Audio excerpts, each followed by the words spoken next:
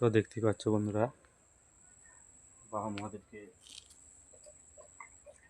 জল দিয়ে পুরো শেষ করে দেবো। সকাল থেকে কাজে গিয়েছিলাম, কাজ থেকে এসেছি, আসার পরে জল দিয়ে দিচ্ছি। কালকে কাজটা টোটাল কাজটা কমপ্লিট হয়েছে। তো জলটা দিয়ে ভালো কমপ্লিটটা জমবে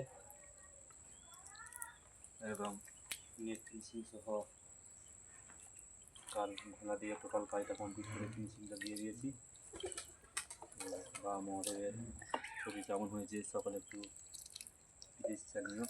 আর চ্যানেলটা ভালো লেগে থাকলে সকলে সাবস্ক্রাইব করে দিও, শেয়ার করে দিও, লাইক করে দিও। তো হর হর মহাদেব বন্ধুরা, বাবার আশীর্বাদ সকলের জন্য রইল আমার পরিবার থেকে। দিনে 6-7 বার ম্যাক্সিমাম জল খাওয়াতে হয়। একবার ভিজিয়ে দিলে অনেকক্ষণ থাকে, তো তারপরে আবার শুকিয়ে যায়।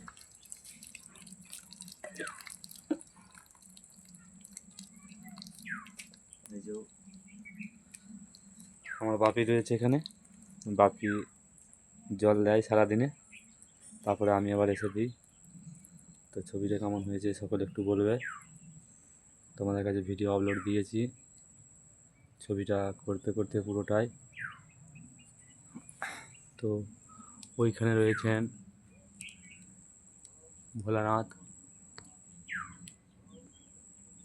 এটাও আমার বাড়ির ছাদে।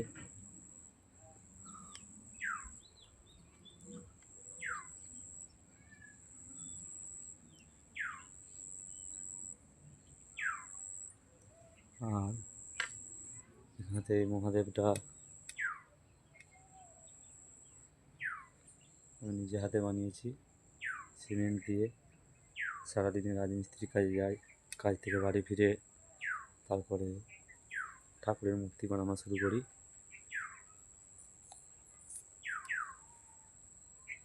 তো বন্ধুরা, পেছন দিকটাও দেখিয়ে দিচ্ছি। টোটাল কাজটা দেখতে পাচ্ছ, পেছনটা পুরো কমপ্লিট করে নিয়েছি। দেখতে পাচ্ছ পেছনটা পুরোটাই কমপ্লিট করে নিয়েছি। এটা হচ্ছে মহাদেবের মাথায় যে গঙ্গা থাকে, সে গঙ্গাটা তৈরি করা হয়েছে। তো গঙ্গাটার একটু কাজ বাকি আছে, জলের টোপটা দিতে। জলের টোপটা বলতে এই ডগে ডগে এই জলবিন্দুগুলো থাকে না, এখানে এমসিল দিয়ে ছোটো ছোটো টোপা করে নেব, নিয়ে পুরো কাজটা কমপ্লিট করে ফেলব।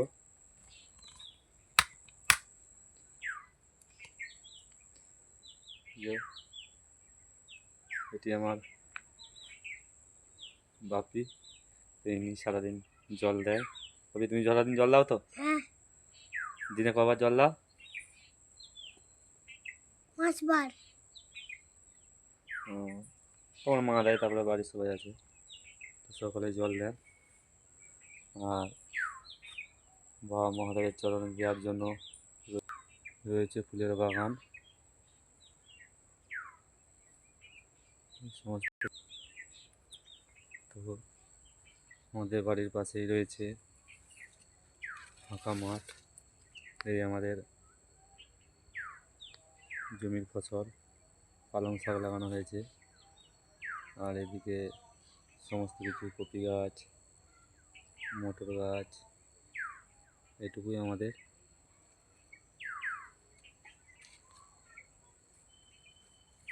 তো বন্ধুরা, সকলের পাশে থেকো।